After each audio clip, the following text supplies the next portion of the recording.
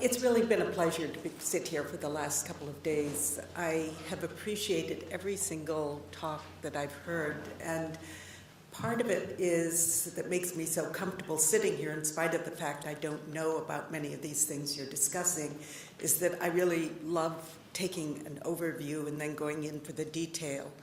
And I'm not used to quite such a big overview as James started out with, but I really like that back and forth, and it's such a rich territory to me as an artist. One of the things that, kind of especially hit a chord, Celia, you were talking about the importance of emotion as we think about these issues, and as an artist, engaging people is my main job, whether it's emotionally, viscerally, physically, psychologically. How can you bring people into the situation that you've created?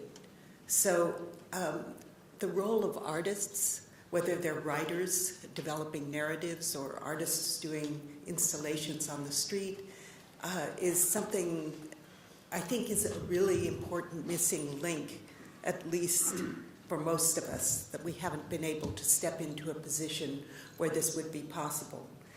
The thing that really interests me most is place-based experience. And I'm going to show you kind of how my ideas have evolved around this. I started out in the late 60s doing a project where I was tying the land to the water on Ward's Island in the East River. Water has kept resurfacing over the decades, and it's something that's really just extremely interesting to me. Up here you see a slide that was taken in the probably late 70s, and this notch in the ground, in the land's edge, there at this side of the slide is a place that became the South Cove. And all of this land that you're seeing here is from the excavation for the World Trade Center. A relieving platform was built along the edge. All the land was put in kind of behind that. And in the early 80s, I was asked to, I guess maybe 1984 or something, I was asked to do a project there in collaboration with an architect and a landscape architect. And I was lucky enough as the artist to be able to take a lead role in this. I live about 15 minutes walk from here, and here we are, 1984. You couldn't get to the river in New York City in Lower Manhattan on the west side. Now you can go all the way uptown. But there was this frustration of being on an island and not being able to have access to the water's edge. And so this was what I was really kind of thinking about as I did this project, is how can people begin to get a sense of the river? How can the density of Wall Street, which is 15 minutes walk directly east, how can you go from that densest possible kind of lower Manhattan situation to the river's edge? And what do you find there? What kind of experience can you find within being able to do that? So as we worked on this, my interest was getting people out on the water and next to the water as much as could be possible. At my right, anyway, your left, there's a walkway that actually became flooded when the tide was high, and because of the rising level of water, it's had to be raised because it's underwater too much of the time. But I did want people to get their feet wet occasionally, but not all the time. And then when I realized I'm really interested in engineering and how it works, and when I realized this relieving platform was there, I said, let's take part of it off and get water on the land side as well as the reverse piece being flipped over. And this whole place acts like a kind of giant conch shell if there's movement in the water. So you get the sound. So you can possibly get your feet wet. You've got the sound of the water. So the senses are engaged here. This has ended up being one of the most popular places in Lower Manhattan. People come from Chinatown and fish. People have weddings. Hasidic couples court here. There are a lot of things that end up bringing people here and giving them this pleasure of having access to the water. And so I guess, what I could say is that I started out trying to engage people with the river, with the Hudson River, in this sense of how can you physically, viscerally, emotionally have the room to do this. I thought this was a great project.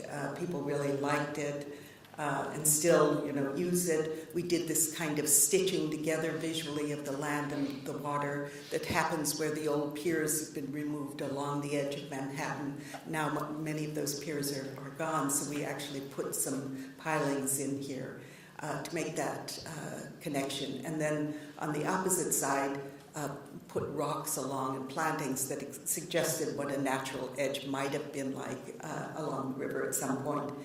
But the project cost about $13 million to do, and guess what? I didn't get to do it again. There were proposals that were made, but in the final run, it was always the art got cut out at the end. So after a while, I kept thinking there's got to be a way to do this differently, and had a chance to do a project in 2007 in Boulder as part of an exhibition that was at the Museum of Art there called Art and Climate Change. Weather Report, Art and Climate Change, was a really interesting gathering of about 30 artists. Lucy Lepard had put the group together. And I grew up part of my youth in Colorado and knew what flash flooding was like, knew that Boulder was at the mouth of a canyon, and I thought there's got to be something there. Went to the city and started working with a geomorphologist, Pete Berkland, and Sheila Murphy, a hydrologist at the USGS. And I said, is there a chance of flooding in Boulder, or what's the likelihood? And learned that it was one of the highest hazard zones in the western U.S. And so I was trying to imagine how, in a very modest way, I could kind of engage people with this idea of flooding. And ended up putting 300 small markers through the central area of Boulder, and called it Connect the Dots, mapping the hazards in high water of Boulder Creek.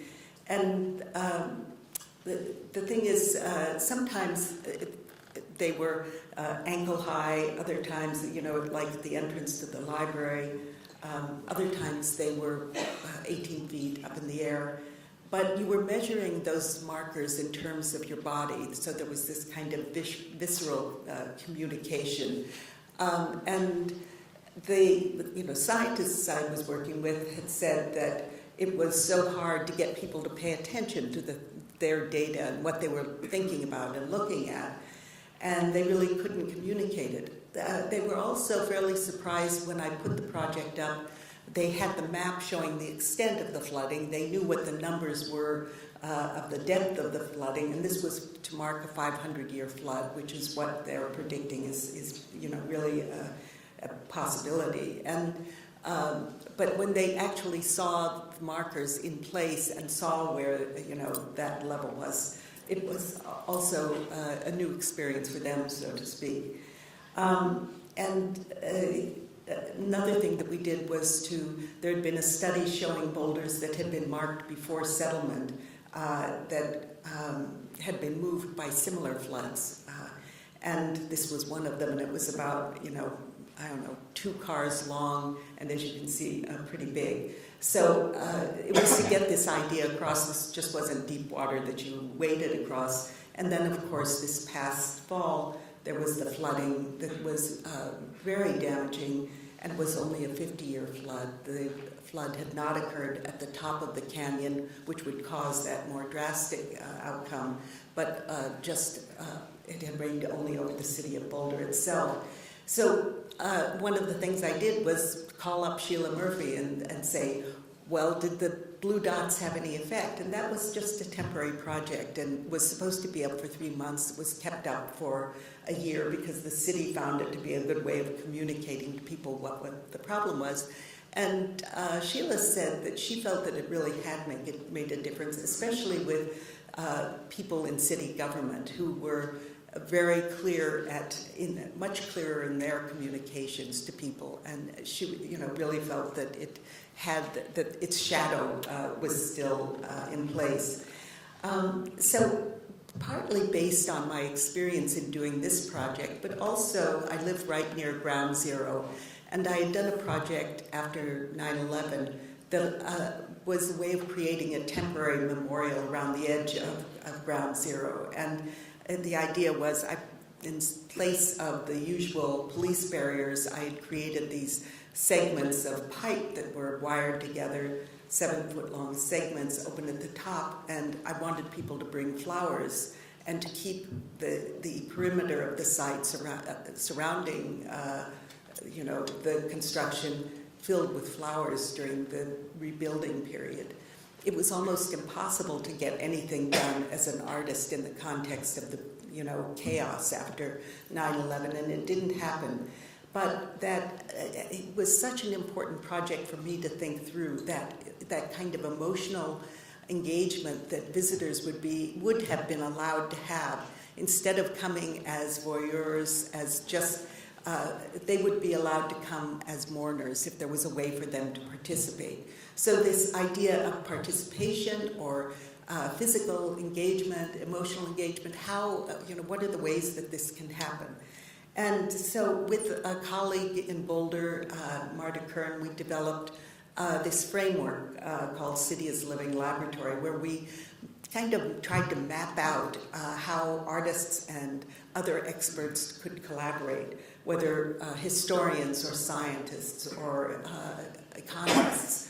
How could dancers and poets and artists collaborate with each other to do something that would help a city deal with the many complex issues that have to be dealt with. So we, did a pretty thorough outline, said, look, we could do it at small scale, large scale, look at natural systems, infrastructure, social programs. Here you have these large-scale initiatives that take so long to implement. Maybe it takes 30 years to get the air a certain amount cleaner. But how could you do small projects that bring this to people's attention in an immediate way? And even though we were outlining where we could do this, how we could do it, it remained a mystery as we walked around and went into different city agencies and said, here's this great plan for how you can involve artists in your city and in the development and dealing with the complex issues at hand. And people looked at us like, what? We don't get it at all. Even though I would show them a project like this in Arlington, Virginia. And one of the things that's really interested me, and as we go through this conference, interests me more than ever, is the idea of repurposing existing infrastructure.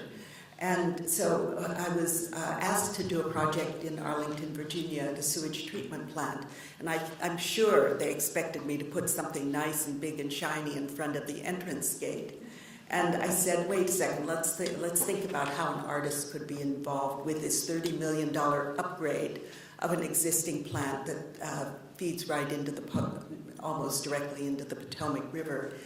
And the idea was, to me, to try and make this place not invisible, as is the thing that many architects are doing very nicely with plants that are being built. But here was an existing plant being upgraded. And I said, why don't we try and attract attention to it and let people know? Why don't we make a full-scale diagram out of the plant, show what the steps are in the treatment of the liquid waste and the solid waste, let people follow that step by step. We had these segments that are the same size of the pipes that bring the effluent into